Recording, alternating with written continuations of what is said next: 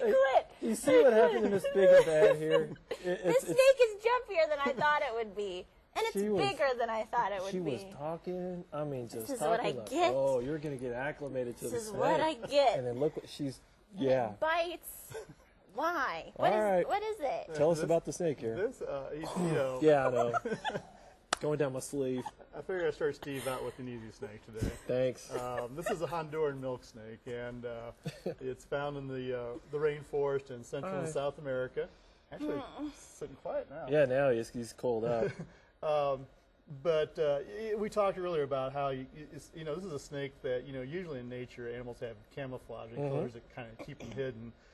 Sometimes animals have these colors that basically say, "Here I am," and this is one of those snakes. And usually, it's an indication that they're either a venomous snake or it's a toxic frog, it's poison, and sometimes it's a mimic, which is this snake, which is basically pretends it's hoping that a predator will see these bright colors and mistaken it for a potentially dangerous snake. Now, when you got the snake out of the bag, and it wasn't a bag, I thought coral snake, because coral snakes in Texas is it's red and yellow, kill a fellow, and then what's the... Red on black, usually say friend of Jack or red on black. And, right. Yeah, that's a rhyme.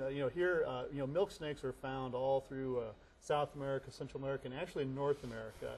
And right in the Texas Panhandle, we have a milk snake too. Yeah. Quite a bit small. It's only about 1 or 2 feet long. It's called the Central Plains milk snake. But a lot of times when folks come out and say, "Hey, I found a coral snake around my ranch," we don't have coral snakes here in the Texas Panhandle. We have them down in the eastern part of Texas and then the western part of the country.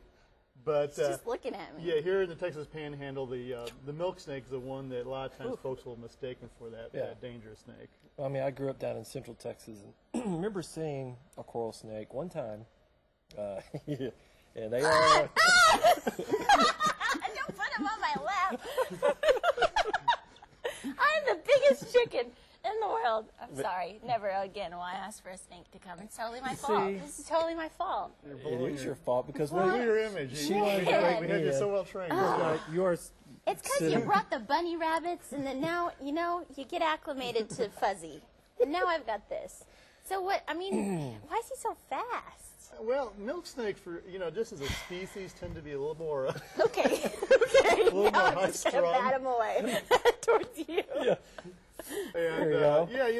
Here, I'll hold his tail. You hold his head. There you go. Yeah. And they're just a little more high-strung snake than most other snakes, and this is just his natural behavior. He's just so strong. What do they feed on? They're constrictors, so rats, mice, birds. Oh, that's true. Okay. Yeah, so like I said, the ones here in North America are a little bit smaller, so they'd feed on like baby mice or something like that. Where the South American ones get a little bit larger. This is full-grown, and they'd feed on maybe a small rat.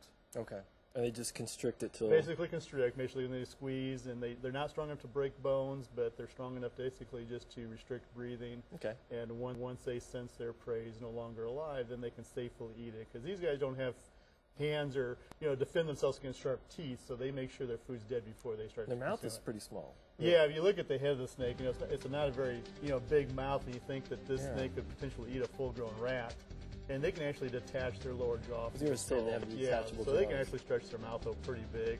And because they eat such a big piece of food, snakes only eat about once every maybe 1 or 2 weeks. Huh. So once they eat their food, they basically go off someplace where they can stay kind of secretive and protected from other predators and digest their food. And once they're hungry again, they'll go out and seek out their food. And if you look real close to their head, that tongue they're flicking out. That's basically their way they sense their prey. They can actually either say they taste or smell using their tongue. Right. They have a very special little organ on the roof of their mouth they touch their tongue to when they pull it back in. It tells them if there's a mouse nearby or something they might want to eat. When's the last time he ate? I think Saturday. Okay. So he's good. Do you cheese it? Not hungry right now. Does he cheese it? Yeah, I doubt it. You could try, but I don't think he would. Just don't try. I won't try. Okay. All right. Mike, You might thank bite you. your hand. Our pleasure. We appreciate it.